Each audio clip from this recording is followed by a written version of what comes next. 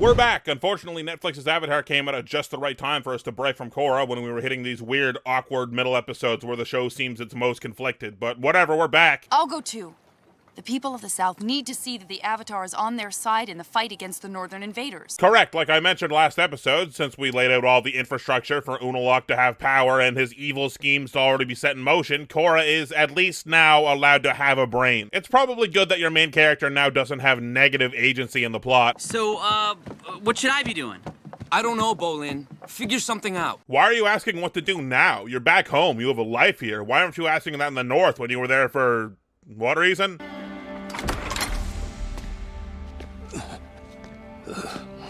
Oh, I can do that too. You guys want to hear my best anime noise? Here we go. Watch me, Pokey. You lay down and roll over. What did happen to Momo's species of lemur anyway? I know we only ever see Momo, and they were tied to the air nomads, at least slightly, but did the Fire Nation go out of their way to exterminate the winged lemur as well? Or at least devastate their population? We never see a lemur that looks like Momo again, maybe just because they didn't want people getting confused like, why is Momo here? I like that they keep showing us the statue of Sokka right outside the Southern Water Tribe Embassy. Immortalized in stone, a triumphant posture, his trusty boomerang, his iconic three-fingered fist. In this shot, everyone in this crowd that Korra is leading seems to be wearing red or green, but they're Southern Water Tribers, so obviously they're wearing blue in this next shot. And it's the same for the Northerners counter-protesting, red and green in this shot, and then blue in the close-ups. What? Are you high? What was that? Hey! Stop! Republic City Police! Oh god, get down! He's got a gun! You can't do that on a Cartoon Network! Oh, wait, no, it's just a detonator you press to set off bombs in a terrorist explosion. That's cool, that's fine for Nickelodeon. Man, Zuko was kind of whack at firebending in the face of this. I saw a firebender running away from the blast. The North might not be responsible for this. Of course they're responsible. Who else would it be? Korra, I was trying to give you the benefit of the doubt that you would now not be the driving force of each episode with your small-mindedness and lack of listening skills. Please prove me correct. Man, that building is yellow, and man, I bet that moon is full. Usually, when I see flashing lights like this, it's because I got hit in the head with a rock. Being famous is like getting hit with a rock all the time. Shouldn't Bolin already be kind of a celebrity? He went to the finals last year, so even though his team is out... Look! It's Bolin! Hey, yeah, exactly. Don't let Varric talk to you like that. Bolin, the fire ferrets are out for the season. How have you been spending your time lately? So wait, is this guy the radio announcer or is he the stadium announcer? To my knowledge, those are usually two different things. Describing things like you need to on the radio seems pretty redundant to those who are actually at the game. Do you miss being in the ring? Well, I definitely don't miss getting hit with things all the time. And the humiliating losing. I mean, that gets pretty old. You know, sometimes I actually cry myself to sleep. They use this exact same reaction shot twice for when Bolin misspeaks, and I was gonna let it slide if it was only once, but if you're gonna do this anime-esque panning shot with no animation, why have this lady frozen in such a weird middle-of-talking kind of position? They also bring back the awkward cough from Airbender briefly. Perfume? Maybe we could dump some on Appa, because he stinks so much. Am I right? You have your father's wit. Just a second ago, Varric was chilling in the doorway, but now in this shot, he's back in his booth, and then we do a quick cross-dissolve, and he's back in the doorway to greet Bolin. This might just be a weird perspective, but it does look like Korra's fingers are flipped the wrong way in this shot. Unalaq's troops have invaded the South. We need you to send the United Forces to help. I'm very concerned by what's happening down there. But I don't think it's the Republic's place to interfere with internal Water Tribe matters. Where do you guys think Raiko is from? He's got blue eyes, a similar complexion to Korra and Varric, and a K in his name. Probably a safe bet that he's got Water Tribe heritage. If that's the case, though, interesting that he's not more interested in the Water Tribe conflict. My family is going to be wiped out. And it'll be on your head for doing nothing about it. This show obviously has the same problem with referencing acts of extreme violence as its predecessor, that is, they can't really. But nearly every time something like that needs referencing, someone says the term wiped out in this one. I'll keep you updated on whenever it's said. It's not like it's every episode, but probably more than you noticed. Yo, the Fire Ferret logo kind of goes crazy. Why haven't we seen this before? But he can't just tell his people to go fight a battle at the South Pole that has nothing to do with them. How could you take his side?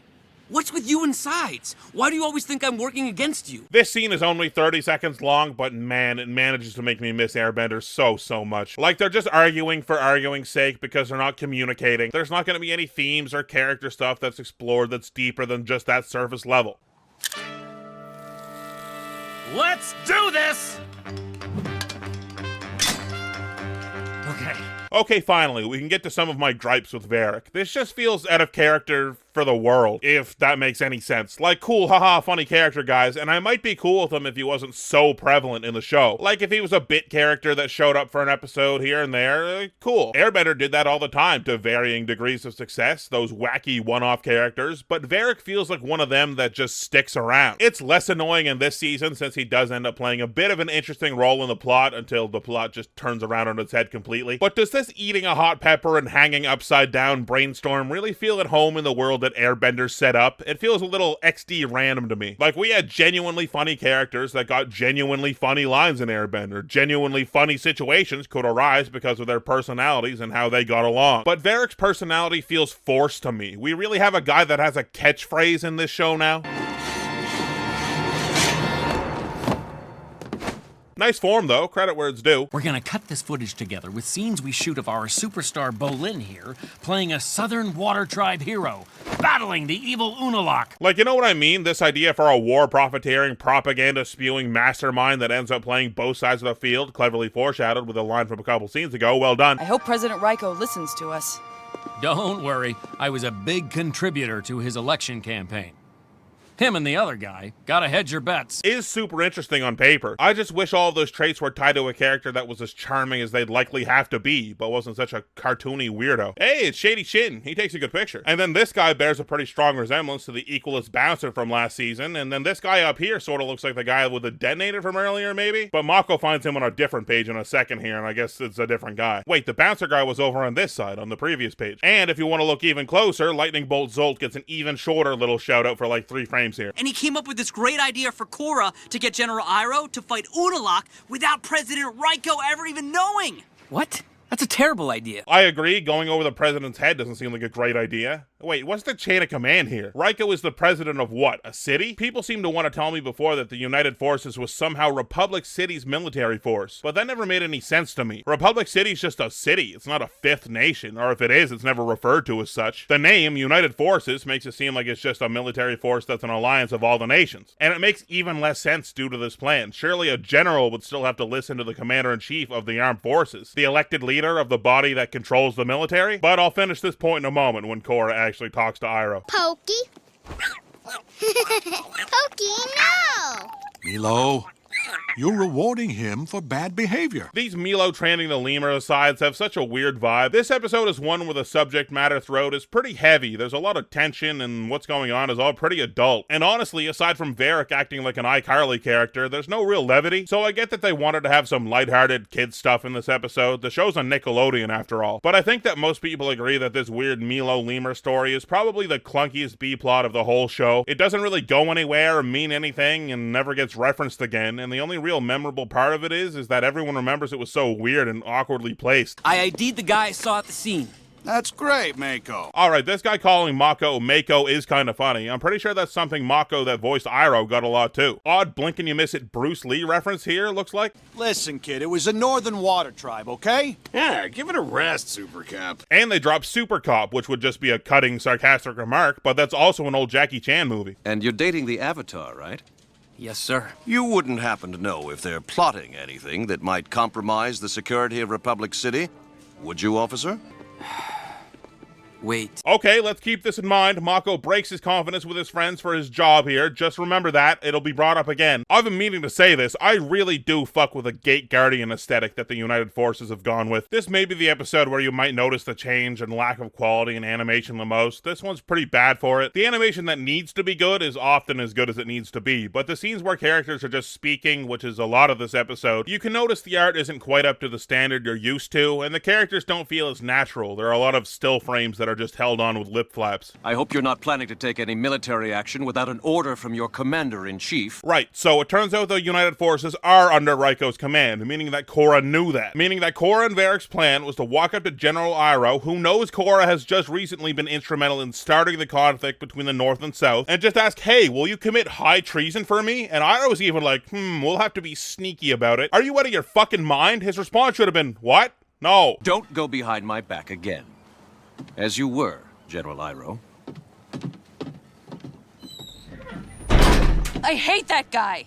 That's a good line read. Do we ever see Naga enter a building, or is she just always there when it's called for? How the fuck did she get in here? She's the size of a rhino. Well done, Milo. I knew you could learn to train Pokey. Not just Pokey. I train all the lemurs. Watch.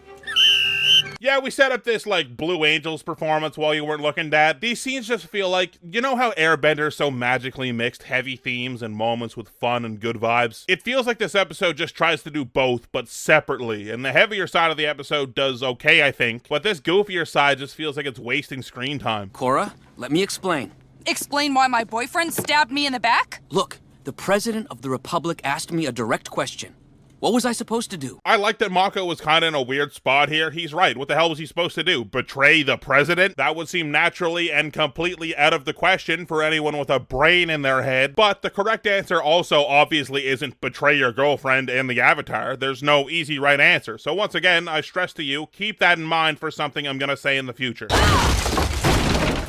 Enough! I really don't like that Korra is still at the point of breaking shit when she's mad. It makes her seem really childish at this point. Like, she's allowed to act now at least, but she's still stuck at where she was in, what, episode 2? Well, I guess if we're both putting our jobs first, maybe there's no room for our relationship. Yes. So what? Are you breaking up with me? Yes. Yeah. I guess I am. Yes! First of all, if Mako politically betrayed you and potentially damned your family and people to suffering under a corrupt ruler, why aren't you breaking up with him? Secondly, you literally kicked his place of work's door in and started throwing shit around the room. Why do you not expect to be broken up with? God, these characters. What the flameo happened here? Or wait, so flameo can be used as a stand-in for a swear as well? Like monkey feathers? Monkey feathers. The solstice again. I thought flameo meant like radical or something. Flameo, Hotman! I broke up with the Avatar. You got off easy. You should have seen Air Temple Island after Tenzin broke up with me. Don't glorify this behavior, Lin. You're like 40. Come on. Fuck yeah, it's like the car chase fight scene from last season. I guess you could have technically had this sort of fight before, but unlikely. The idea of an Avatar fight happening at high speeds rather than being stationary is really something that intrigues me. And waterbenders being able to zoom along the water seems perfect for it. People are still allowed to be hit hard because they'll just fall in the water and not die, obviously. Unluckily, they don't really take advantage of the concept at all. This doesn't last long. But maybe they'll do something with it in the future projects, who knows? Honestly, it would have been better than pro bending if they just put 2 waterbenders in a circle with water in it and the first one to get dunked loses. You'd have to find a new way to introduce Mako and Bolin, but at least it would have been a more interesting watch. She did the over-the-head fire kick. Everyone likes that move, I guess. Also, what's that make? Like 11 water kicks? Cool transition from water spout to catching herself with a whirlwind and then back into water spout. Fun idea. You might miss it in the shot, but you can see the glow of the spirit approaching Korra briefly. Also, where are they? They seem to be just out in the open ocean, but Korra was just in Republic City. The only place she could feasibly be boating to for the plot would be all the way back to the south. But what, you're gonna make it there with 1 tank of gas in this speedboat? I guess you could skim along the surface with waterbending the rest of the way, but that's still a vast distance. You know what I mean? Wouldn't this feel cooler if it was like a monster? Well, not a monster, but a spirit with a recognizable form. But it just looks like all the other dark spirits we've seen. Sure, you might reason, well, how do we know it's not just a sea monster then? A tiny throwaway line about how it's a spirit would work, or it would become obvious when Korra tries to spirit bend it. I'm just not all that excited with this visual style they've blanketed all spirits with. I can't remember if I brought this up earlier, but it's really weird that Korra trained with Unalaq off-screen to learn this technique, right? Well, maybe Unalaq taught her wrong just to fuck with her. We have purposely trained him wrong, as a joke.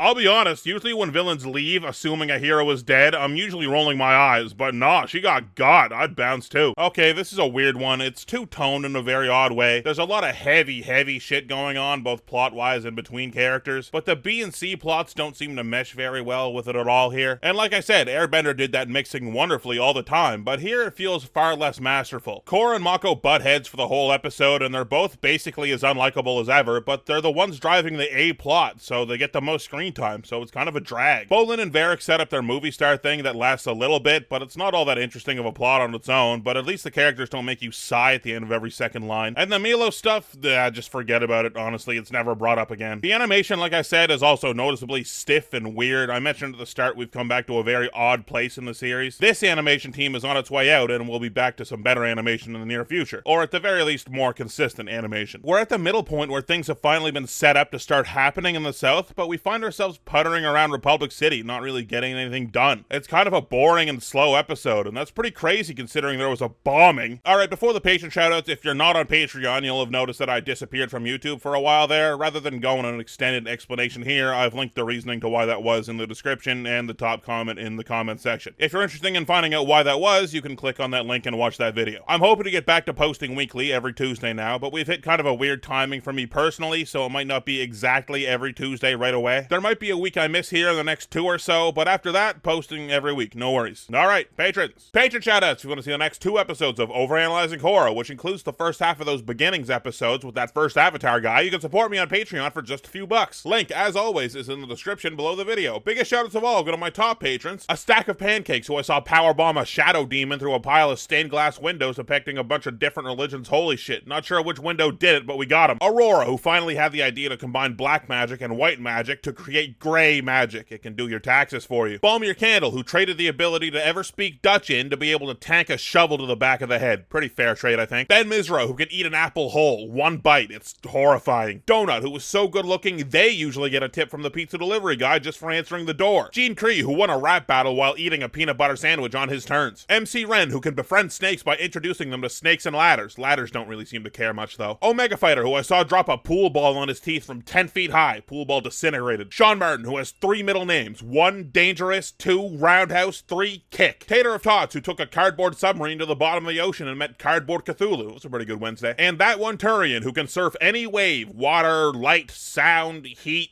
brain. And of course my other fuck you money patrons, Dur50 Kobold, Leferk 13, Luna Invicta, Lurfax 1, Matthew Lang, One Leg Wonder, Potato Scream, Rocks Codes, The Former Meaning of Life, The 1AM Party, and Whitrow. And my god overanalyzers, Two Boots Are Beat, Alan Garvin, Andrew Jacobson, Andrew Watchred, Billowing Mustache, Blacksmith, Bob Def, Catchard Orwell, Chandler Crump, Charles the Fartbender, Kobe Smith, Deathly Healer, Dr. Xerox, Dominic Saint, Dricker, Emma Not Emma, Aaron Grace, Fire Lizard 44, Gianluca Leandro Magi, I'm a Match, Jackson, Jeremy Rubenstein, Jada Jaka, Justin Scott, Mac, Macunaligio, Matt DeGennaro, Medium D Speaks, Michael Fellon, Mitchell Gobrecht, Nick, Nicholas Abbott, Peter Bayron, Pogger White, Red Pyrobite, Reese, Rocket Mist, Ryan Gregorikos, Ryan Maxwell, Sandy Stormborn, Shane Antonacci, Silk Toast, Super Snipper, Thomas Barrett, Thomas Dredgen, Victoria the Queen, Von Can't Spell, YouTube copyright sucks, take my money, and then there's some sort of bear face at the very end. Next up, more Korra. We're back, for real.